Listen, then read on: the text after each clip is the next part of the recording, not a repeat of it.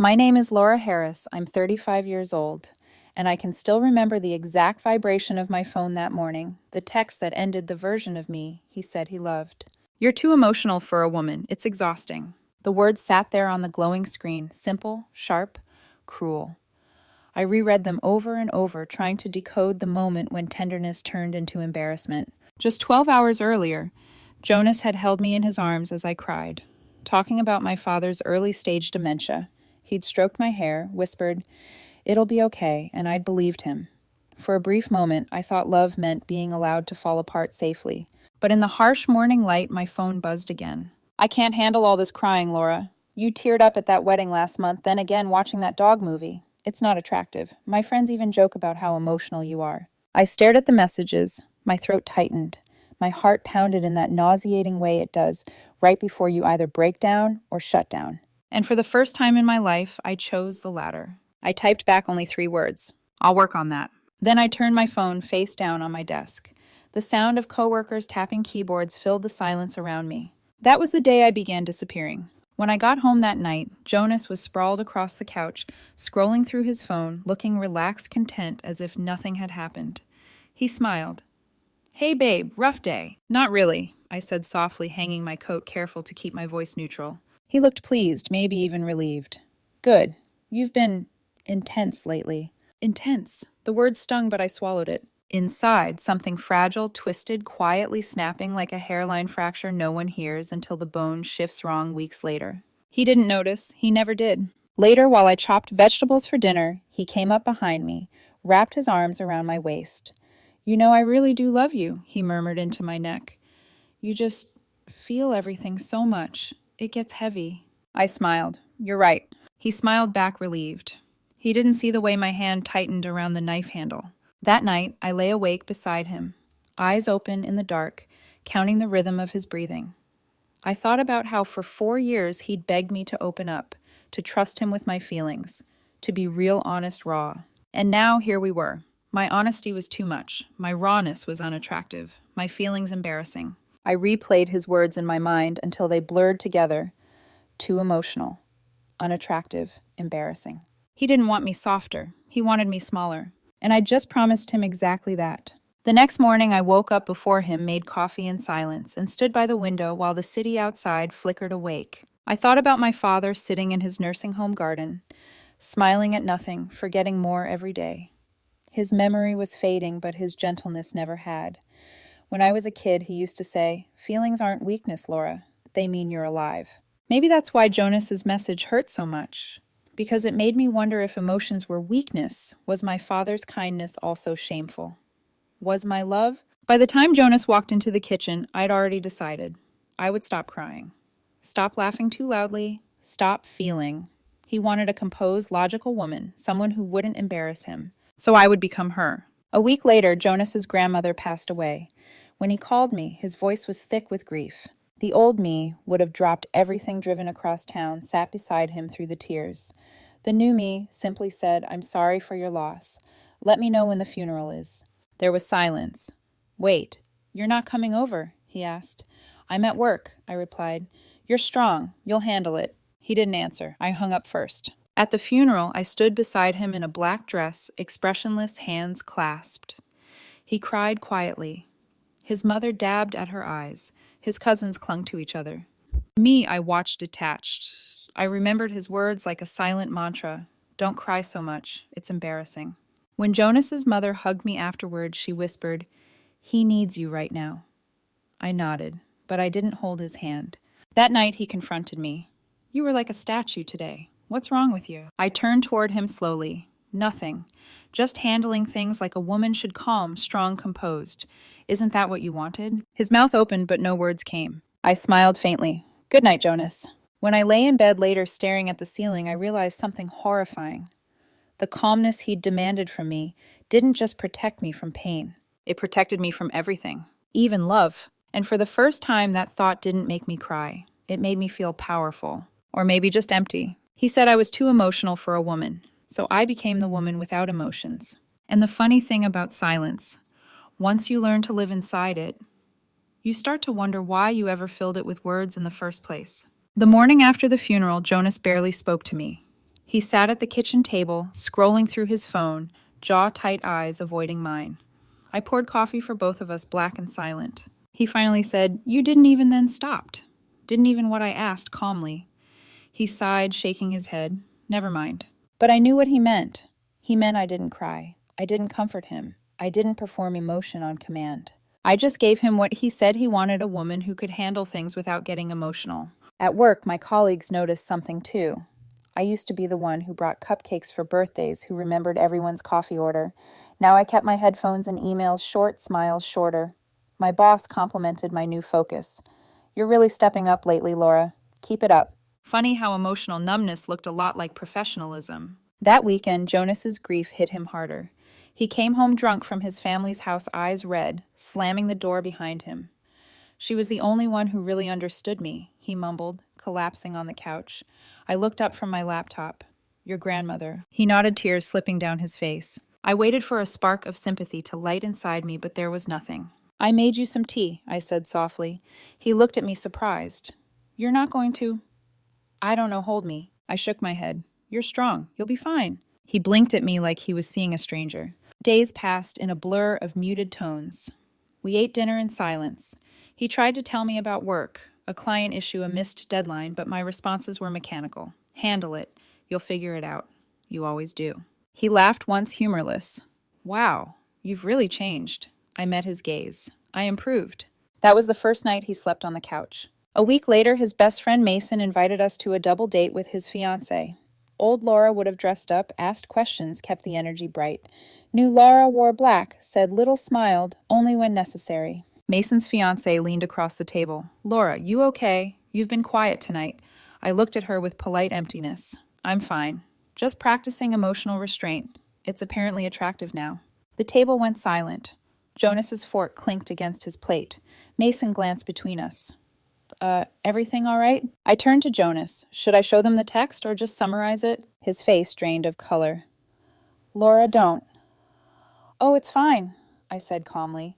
"He just prefers women who don't cry at funerals, weddings, or movies about dying dogs. It's exhausting, apparently." Mason coughed. His fiancée looked horrified. Jonas's hand tightened around his glass. "That's not what I meant."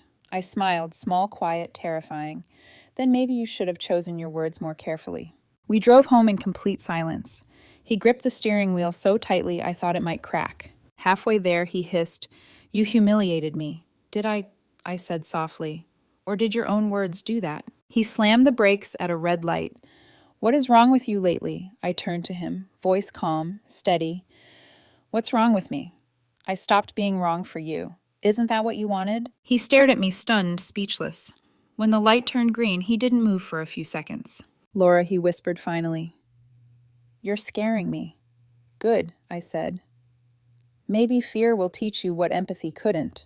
That night I lay awake again, not because I was angry, not even sad, just empty. And in that emptiness, I realized something strange. Being emotionless wasn't painful anymore. It was peaceful. No crying, no hoping, no disappointment. Jonas had called emotions a storm.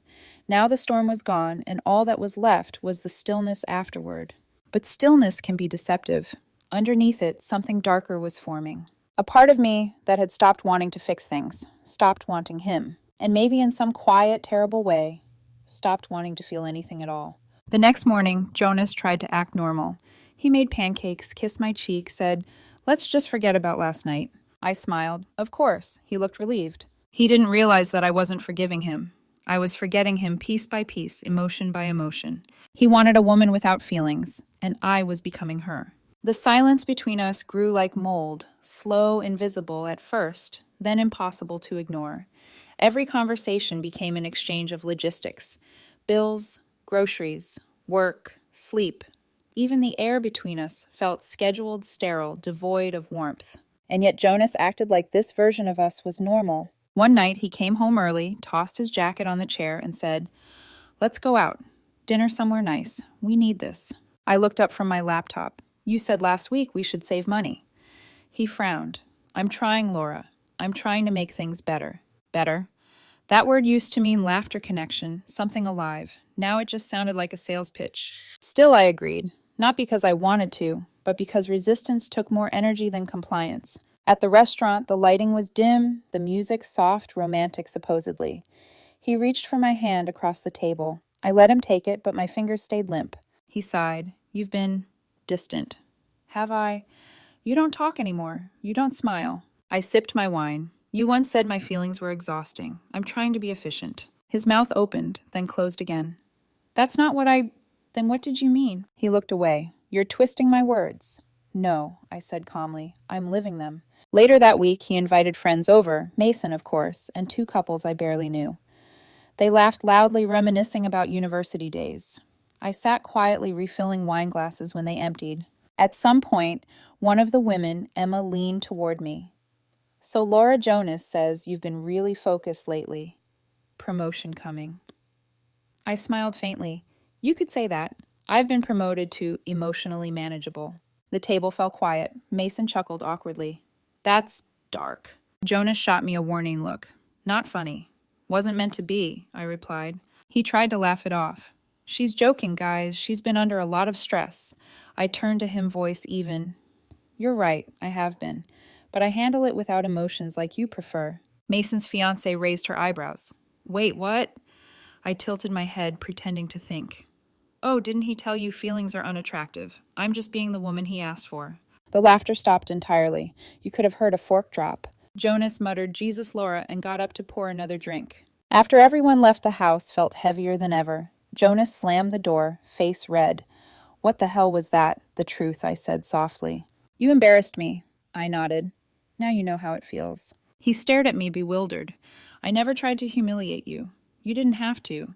You just had to tell me who I wasn't good enough. He paced, running a hand through his hair. You're acting like a robot. I smiled faintly.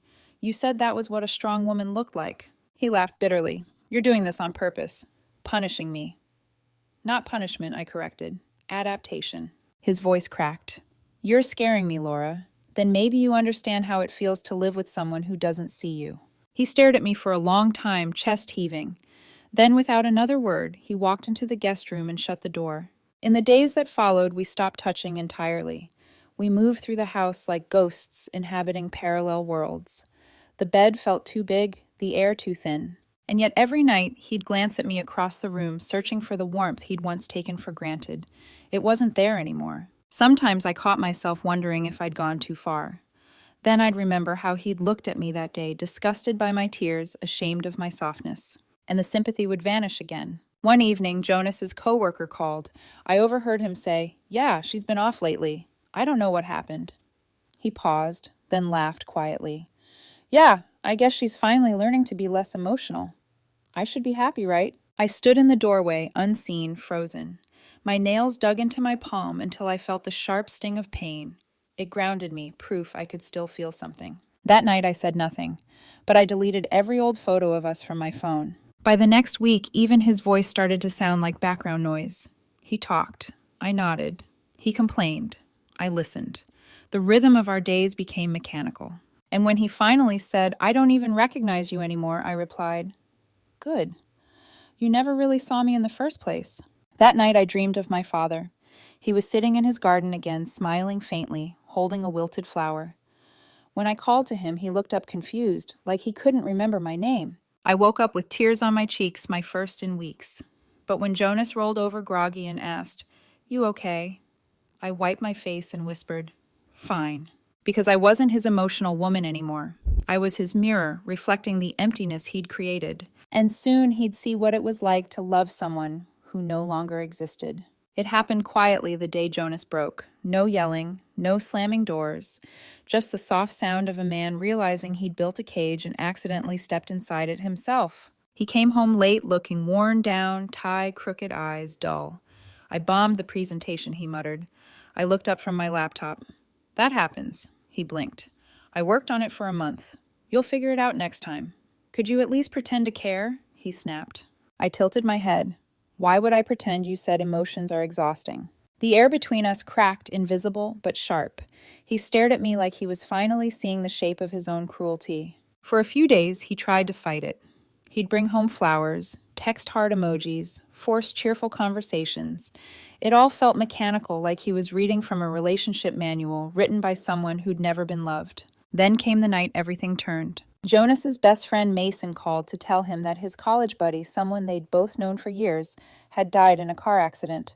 I watched Jonas crumble on the couch, head in his hands. She had 2 kids, he whispered. She was only 34. I handed him a cup of coffee. Tragic. When's the funeral? He looked up, stunned. That's it? That's all you have to say? I shrugged. There's not much else to say. These things happen. His face twisted in disbelief. You're heartless. I'm logical, I corrected. You told me that's what strength looks like. He stood up so fast the mug slipped from his hand and shattered against the floor. Feel something, he yelled. Anything I watched the coffee spread across the tiles, dark and slow. You're going to stain the grout, I said quietly. He stared at me, trembling. You're not human anymore. I met his gaze evenly. You told me emotions made me weak. I believed you. That night, he packed a bag and left for his friend's apartment. I didn't stop him. I didn't even watch him go. I just cleaned up the coffee piece by piece until the floor looked exactly as it had before he'd broken it. But something about that spotless tile haunted me, because no matter how much I scrubbed, I could still see the outline of the stain when I turned off the lights. 3 days later, I visited my father. He was sitting under the same oak tree at the nursing home, humming a song I didn't recognize. Hi, Dad, I said softly, sitting beside him. He turned to me, eyes gentle but confused. You're my daughter. Yes, I whispered. Laura. He smiled faintly. Pretty name. Something inside me cracked, small, controlled, but real. For the first time in months, I wanted to cry. But the tears wouldn't come. I watched my father, the kindest man I'd ever known, slowly disappear behind the fog of his own mind. And I realized that Jonas hadn't just stolen my softness, I'd given it away, piece by piece, every time I chose silence over honesty. When Jonas came back a week later, he looked smaller somehow, eyes red, voice hoarse. Can we talk? He asked. I nodded. I've been staying at Mason's, he began, and I can't stop thinking about us, about how we used to be. I said nothing. He exhaled shakily. You're right. I said terrible things. I made you feel like your emotions were wrong. But this isn't you, Laura. I smiled faintly. It is now. No, he said, voice breaking. You're punishing me. I told you before. I'm not punishing you. I'm showing you what you asked for. He rubbed his temples. Please just feel something. Anger, sadness, anything. I miss you. I looked at him calmly. You miss the version of me you were allowed to criticize. He started crying, then small, desperate sounds. For a split second, I wanted to comfort him, but when I reached for that old instinct, it wasn't there anymore. Just empty space where empathy used to live. That night, he moved into the guest room again. I listened to him cry through the wall, not sobbing, just quiet, broken sounds that made the air vibrate with regret. And for the first time, I realized what real power feels like. Not revenge, not victory, just control, terrifying, cold control. But as I lay there staring at the ceiling, that control began to feel like a curse. Because I'd finally become what he wanted, and I didn't want to be her anymore. 2 weeks later, Jonas's mother called me. Laura, he's not doing well, she said. He blames himself for everything. He should. I replied. She sighed. He made a mistake, dear. We all say hurtful things sometimes. I closed my eyes. Some words don't just hurt. They reshape you. There was silence on the other end. Then she whispered, You sound like you've stopped loving him. I almost smiled.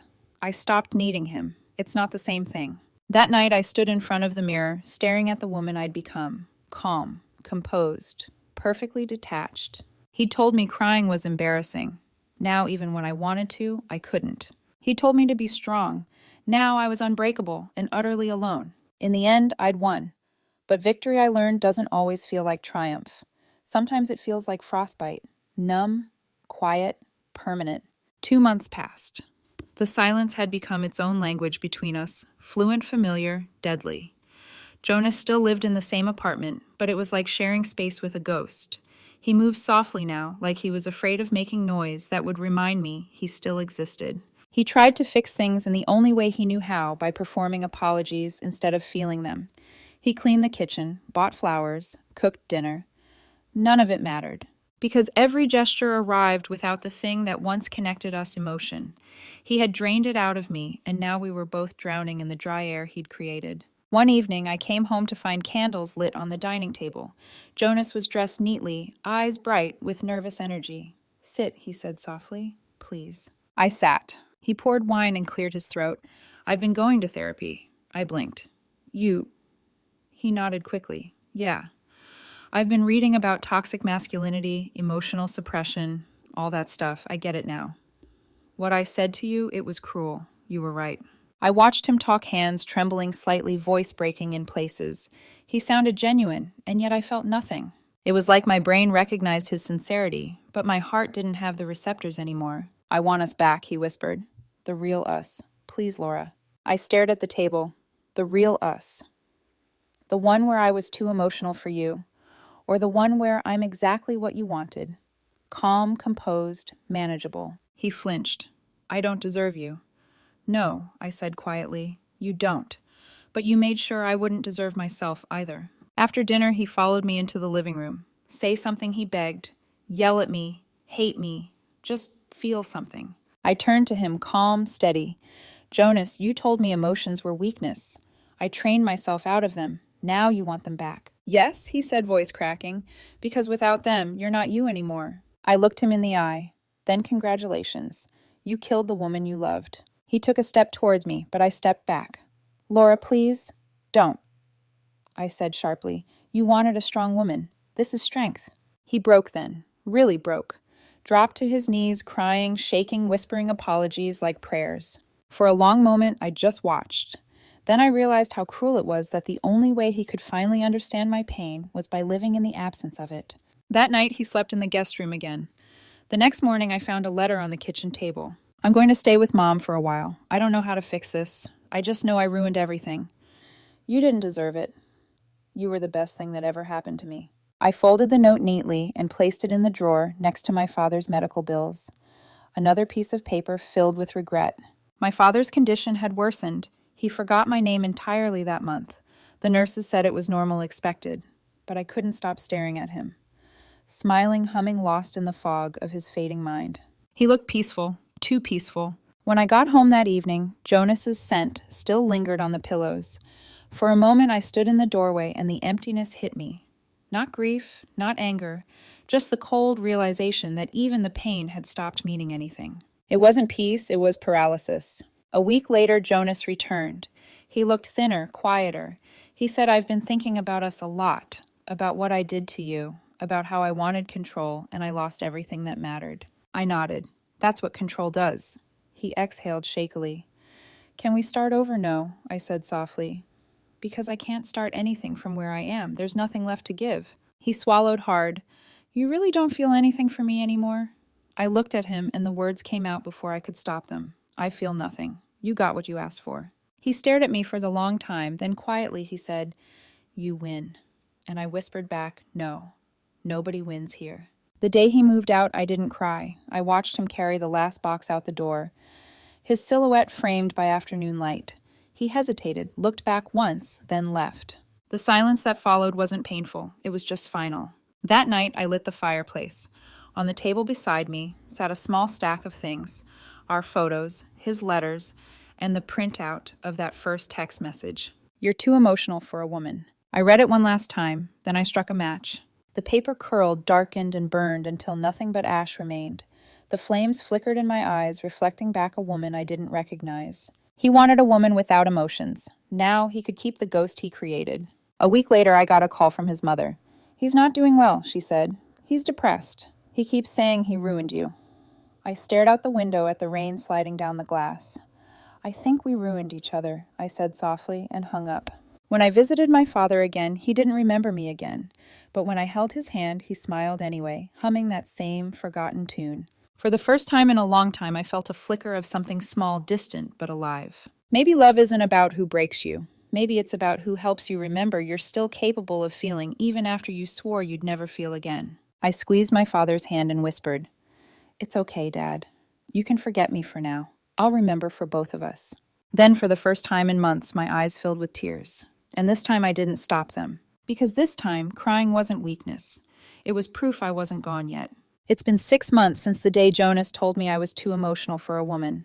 Half a year since the moment I decided to turn off everything soft inside me and become the kind of woman he could tolerate. Half a year since I realized that in trying to please him, I erased myself. I live alone now. A smaller apartment, quiet neighborhood, no one to measure my voice against, no one to monitor my moods.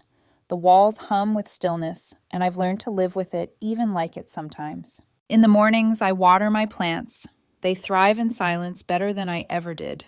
I still visit my father every weekend. He rarely remembers my name, but his smile feels like a distant echo of something real, something that once existed between me and Jonas before it soured. Sometimes when I make coffee, I catch myself pouring 2 cups out of habit, old reflex. Then I pause, pour one back into the pot, and whisper under my breath, "He got what he asked for." Because he did. Last month, Jonas texted me, "I'm sorry, Laura. I see everything now. I've been in therapy. I understand what I did. You were right. I was afraid of emotion because it made me feel weak. I was wrong. You were never too emotional. You were human.